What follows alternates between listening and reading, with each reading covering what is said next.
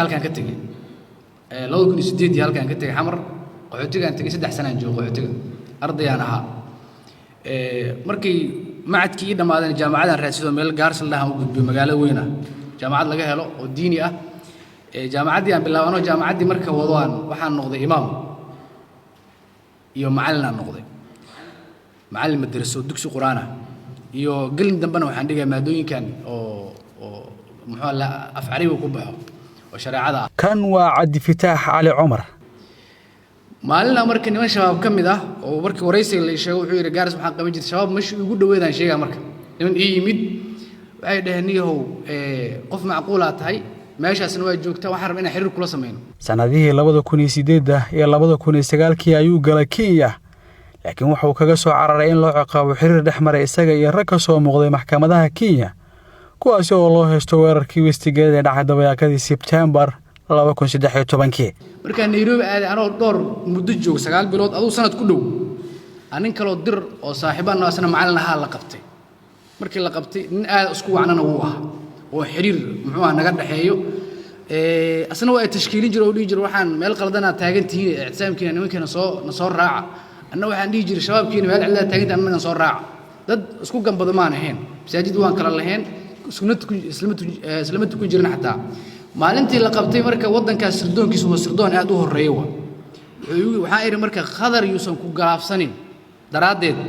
aan aniga xaq ugu soo tagay halkan waxay maad 2015 uu Muqdisho ku soo noqday kadib waxa uu ahaa wadaad malcamad lagu barto diinta ay uga furan tahay dharkeenley laakiin wax walba waxay isbedeleen markii uu doortay fiirsashada film Hindi ah waxaan dib iiga iimaanaynin waxaan horta wax qarsoon ma jiro inaan wax cadeynta runta aan ka sheego haddana rag badan oo shaleemo soo gali jiray ama guriyooda ka fiirsada waa joogaan filmkan waa la heli karaa saddex nin ma toora ka ah saddexdan nin dad hubaysan ma ahan dawladdiina waxay ka qaataan muxuu ahaaye baad iyo muxuu ahaaye sheeg bahalaha socdo marka filmku wuxuu ku saabsan yahay saddex toor aan hubaysnayn daarta magacadan sheegaa يا سيف على قان يو أسبوعك كلام أقل لكن سدح وهلي كرتي معنا سدح ذنبا معنا سي كم بين مرك هذا وجودهم يوداون كرتا وديب وبارك كرتا كورن هدو كده قفه هيبة كم وقته وليبه وتجار الراحة ولا لي وعاء تلفون كاجا كيجا يا جدا سنة واحد ربع قف كجرا جوري عن قروح ذا بدنه كبس وقادنا تاجنتين وده مكان المكرمة ما يا قف كي صعد ده qofka inuu socdo inaan weydiyo macnaha meesha uu socdo xagee rabtaa xagga ma rabtaa dhankaas ma rabtaa hore u sii qaad markaas kabacdi marka qofka aan dib u geysan hubna aan ula soo bixin inaan dhaho qofka lambarkaaga ii sheeg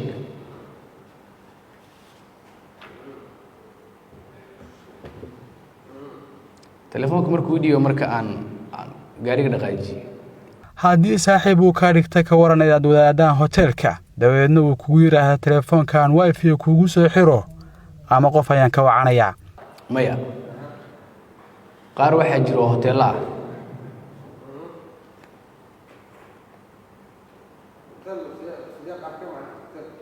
ya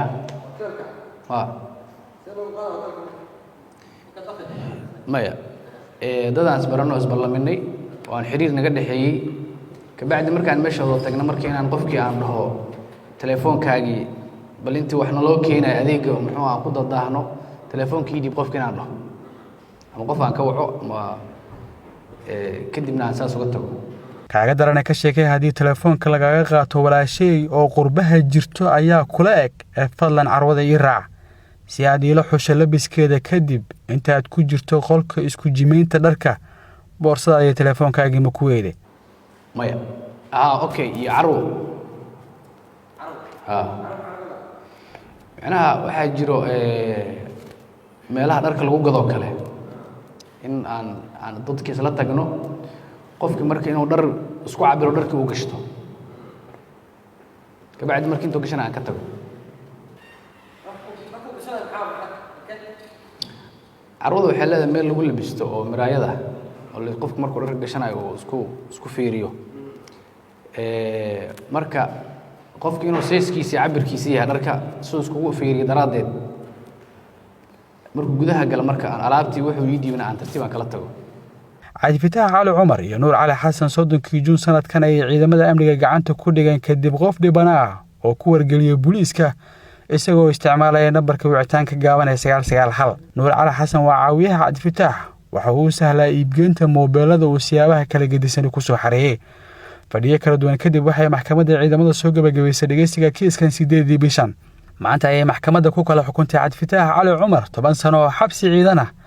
halka ay 2 sano oo xukun xabsi ciidan ah ay ku riday nuur cali xasan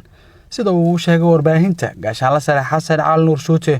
gudoomiyaha maxkamadda darajada koowaad ee ciidamada qalabka sida. xukun sanayaasha ayaa haysta fursad ay ku dalban karaan rafcaan. cabduqaadir ciise warbaahinta qaranka Muqdisho.